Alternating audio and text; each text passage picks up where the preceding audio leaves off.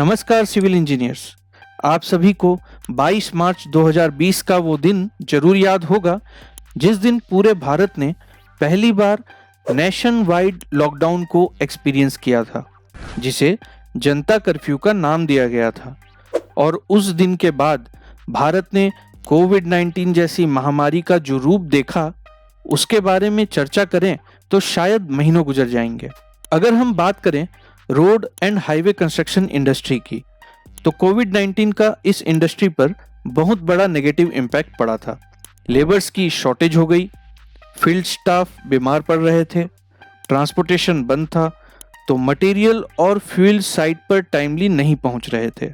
एक तरफ construction activity timely नहीं हो रही थी, तो दूसरी तरफ कॉन्ट्रैक्टर्स बिल नहीं कर पा रहे थे, जिसके कारण नेगेटिव कैश फ्लो की दिक्कत होने लगी थी। कुल मिलाकर पूरी इंडस्ट्री की स्पीड पर मानो ब्रेक लग गया हो।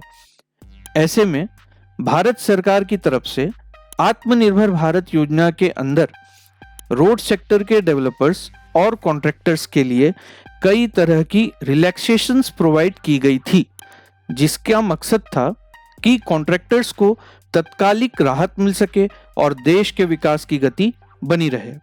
इस वीडियो में दोस्तों हम बात करने वाले हैं ऐसे ही कुछ रिलैक्सेशंस की जो रोड सेक्टर के डेवलपर्स और कॉन्ट्रैक्टर्स को भारत सरकार आज भी प्रोवाइड कर रही है। इनफैक्ट 4 मई 2023 को ministry of road transport and highway की तरफ से एक सर्कुलर जारी की गई है, जिसमें कुछ रिलैक्सेशंस को 31 मार्च 2024 तक के लिए जारी रखा गया है। अगर आप किसी रोड कंस्ट्रक्शन प्रोजेक्ट में बिलिंग इंजीनियर, कॉन्ट्रैक्ट इंजीनियर या प्रोजेक्ट मैनेजर के रोल में जुड़े हुए हैं, तो ये इन्फॉर्मेशन आपके लिए बहुत हेल्पफुल है। मैं इंजीनियर आशीष कुमार गोयल आपका स्वागत करता हूं सिविल गुरुजी सिविल इंजीनियर्स ट्रेनिंग इंस्टीट्यूट के इस ऑनलाइन प्लेटफॉर्म पर। अगर आपने अभी तक इस चैनल को सब्सक्राइब नहीं किया है तो तुरंत सब्सक्राइब करें और बेल आइकन को प्रेस करें ताकि हम ऐसे ही इंफॉर्मेटिव कंटेंट आप तक पहुंचा सकें। भारत सरकार ने रोड सेक्टर के कॉन्ट्रैक्टर्स के लिए जो रिलैक्सेशंस प्रोवाइड की है, उनमें कुछ इस प्रकार हैं। पहला, relaxations in stages for payment in EPC, HAM and BOT projects, direct payment to sub contractors, no reduction of retention money. आइए इन सभी पॉइंट्स को एक एक करके समझते हैं। दोस्तों, ईपीसी, हैम या बीओटी मोड के रोड प्रोजेक्ट्स में किए हुए काम की बिलिंग के लिए स्टेज पेमेंट सिस्टम फॉलो किया जाता है, जिसमें हर एक आइटम की बिलिंग के लिए एक मिनिमम क्वांटिटी एग्जीक्यूट करना जरूरी होता है। ईपीसी एग्रीमेंट में स्टेजेस की डिटेल शेड्यूल एच में मेंशन की गई होती है और हैम प्रोजेक्ट्स के एग्रीमेंट में स्टेजेस की डिटेल शेड्यूल जी में मेंशन की गई होती है। एग्जाम्पल के लिए मान लीजिए एक ईपीसी प्रोजेक्ट में टोटल 100 ह्यूम पाइप कल्वर्ट्स बनाए जाने हैं और शेड्यूल एच में उसका मिनिमम स्टेज 5 नंबर का दिया हुआ है, तो किसी महीने में बिल बनाने के लिए उस महीने में 5 या उससे ज्यादा एचपीसी बनाया जाना जरूरी है, नहीं तो बिल नहीं बनेगा। ऐसे में कॉन्ट्रैक्टर्स को हर महीने बिल बनाने में दिक्कत होती, इसलिए मोर्थ ने अपने सर्कुलर में ये रिलैक्सेशन दे दिया कि एक महीने में जितने भी एचपीसी बन पाएंगे उनकी बिलिंग की जा सकती है, भले ही वो मिनिमम स्टेज से कम हो।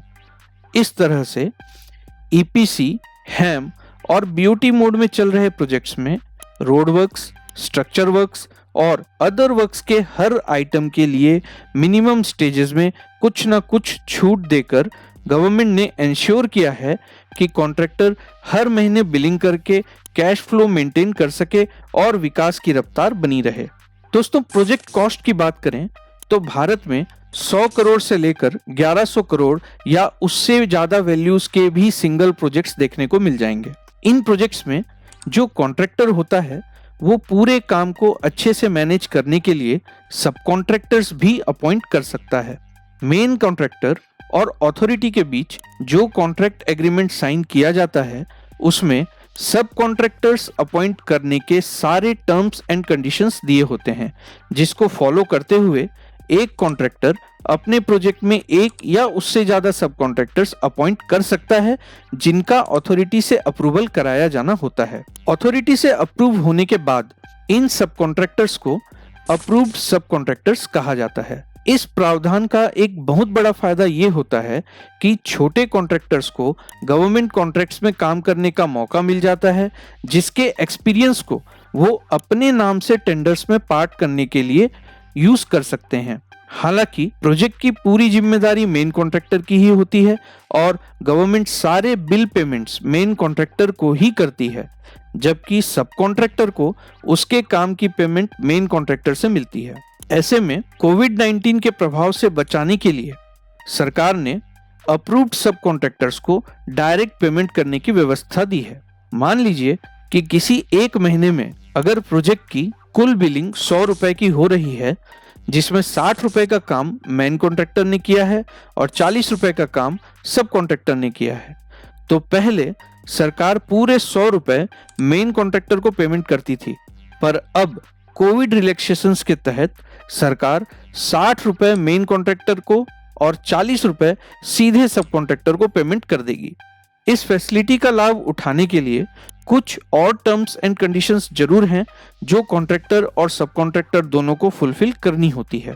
दोस्तों, सरकारी कॉन्ट्रैक्ट्स में हर महीने जो रनिंग बिल्स बनते हैं उनमें retention money, caution money, security deposit या अवधारणा देयक के रूप में एक फिक्स परसेंटेज का अमाउंट रोक कर पेमेंट करने का चलन है। इन जनरल रोड प्रोजेक्ट्स में 5 से 6% रिटेंशन मनी डिडक्ट किया जाता है। ये वो अमाउंट होता है जो क्लाइंट अपने पास रोक कर रखता है ताकि कॉन्ट्रैक्टर के किए हुए काम में कोई क्वालिटी इशू या डैमेज पाया जाता है तो उसे रेक्टिफाई किया जा सके। प्रोजेक्ट के पूरे तरीके से कंप्लीट हो जाने के बाद ये अमाउंट कॉन्ट्रैक्टर को रिटर्न कर दिया जाता है।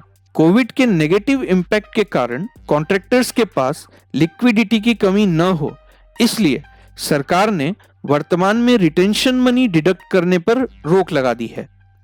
तो इस तरह दोस्तों, भारत सरकार ने रोड सेक्टर के कॉन्ट्रैक्टर्स के लिए कुछ जरूरी सुविधाओं को जारी रखा है। ये सुविधा मोर्थ के अंतर्गत आने वाले NHAI, NHIDCL, BRO जैसी सेंट्रल एजेंसीज और स्टेट PWD के द्वारा डेवलप किए जा रहे सभी प्रोजेक्ट्स में लागू की गई है। 4 मई 2023 को जारी की गई नोटिफिकेशन में ये स्पष्ट किया गया है कि ये सुविधाएं 31 मार्च 2024 तक अनवरत लागू रहेंगी, यदि सरकार उससे पहले कोई और नोटिफिकेशन लाकर कोई बदलाव ना करे।